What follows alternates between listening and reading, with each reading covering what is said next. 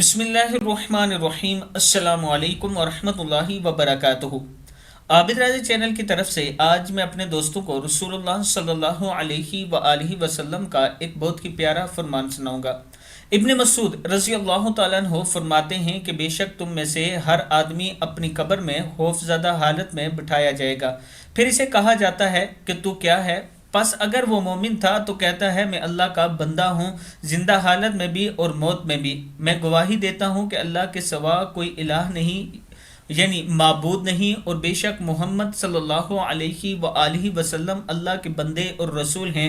تو اس کی قبر جتنی چاہے کھل جاتی ہے، پھر وہ اپنی جنت میں مکان دیکھتا ہے، جنت میں اس کے لیے لباس اترتا ہے جسے وہ پہنتا ہے۔